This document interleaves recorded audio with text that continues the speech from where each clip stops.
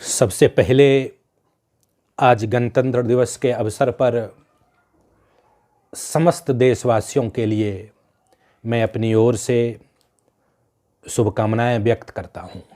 आज मैंने सोचा कि इस पावन अवसर पर अपने देशवासियों के साथ कुछ बात किया जाए।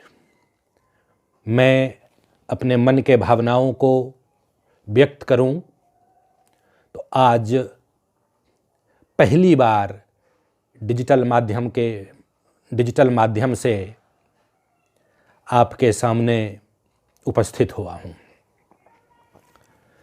सबसे पहले हम ये बताना चाहते हैं कि आज के दिवस को गणतंत्र दिवस ही क्यों कहा जाता है। 26 जनवरी को आखिर ऐसा क्या हुआ था।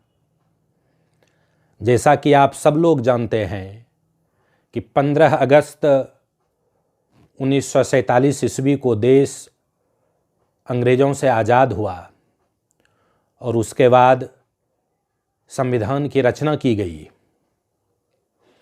और 26 जनवरी 1950 ईस्वी को संविधान लागू किया गया। इसलिए आज गणतंत्र दिवस मनाया जाता है। लेकिन इससे तो कुछ पता ही नहीं चल पाया कि गणतंत्र दिवस क्यों।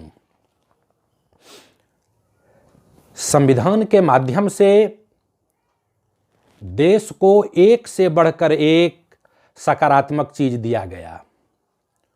लोकतंत्र, गणतंत्र, समाजवाद, समता, संविधानवाद, इन सारे मूल्यों में से गणतंत्र चूंकि सबसे महत्वपूर्ण है।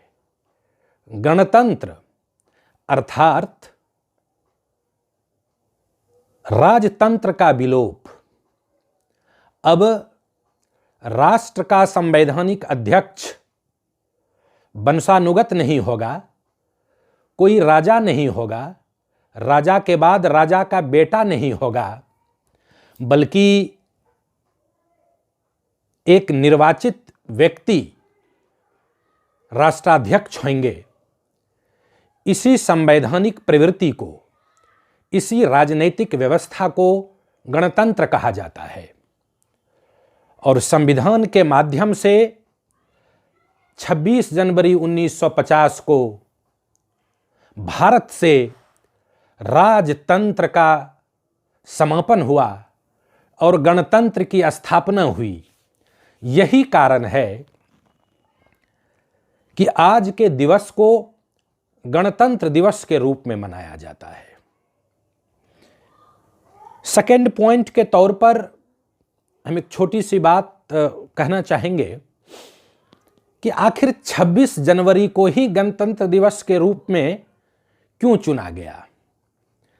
क्या सिर्फ 26 जनवरी को संविधान लागू किया गया इसलिए 26 जनवरी, या 26 जनवरी को ही संविधान लागू करने के पीछे भी कोई कहानी है। तो एक छोटी सी बात है, सभी लोगों को जरूर जानना चाहिए कि पहली बार 26 जनवरी 1930 ईस्वी को जब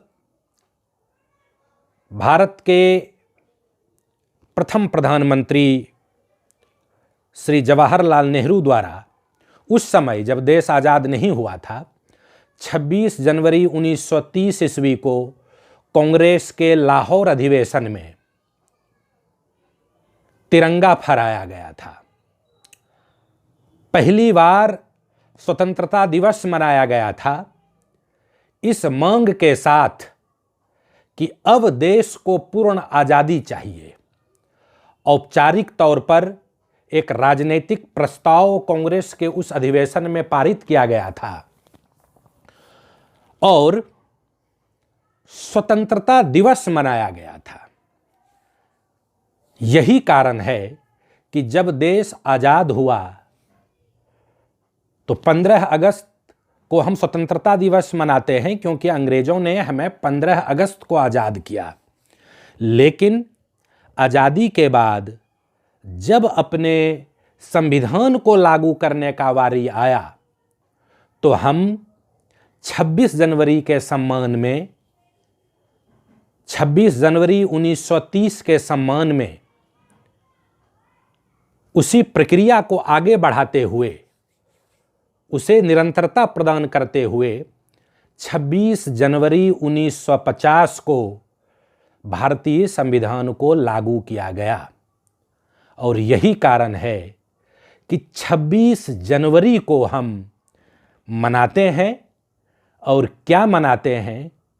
गणतंत्र दिवस, जो कि कई संवैधानिक प्रवृत्तियों, कई संवैधानिक स्थापनाओं में से मुख्यतम स्थापना है। लेकिन इससे आगे बढ़ते हुए हमें विचार करना चाहिए कि गणतंत्र दिवस का महत्व क्या है। गणतंत्र दिवस एक प्रतीक है। सबसे मुख्य बात है कि उस दिन संविधान को लागू किया गया था। देश में संवैधानिक संस्कृति को स्थापित किया गया था। संविधान बनना चाहिए तो संविधान कौन बनाए? तो एक निर्वाचित संविधान सभा का अध्यक्ष चुना गया, फिर ड्राफ्टिंग कमेटी बना, और 2-3 साल के अथक प्रयास के बाद दुनिया के विभिन्न संविधानों का अध्ययन करके भारत में भी एक संविधान लागू किया गया।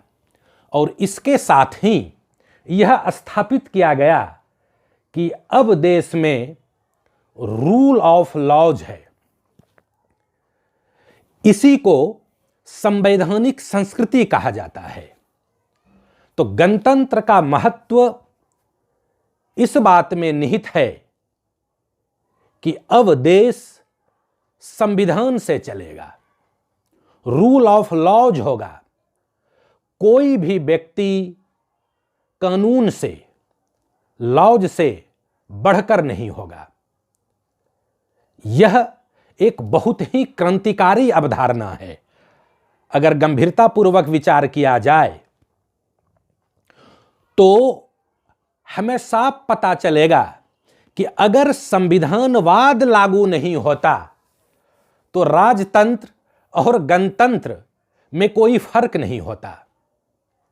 राजतंत्र और गणतंत्र का यह सतही अंतर है कि राजा का बेटा राजा बने या कोई निर्वाचित व्यक्ति राष्ट्राध्यक्ष हो, बल्कि राजतंत्र और गणतंत्र का गंभीर अंतर यह है कि गणतंत्र संविधान से संचालित होता है।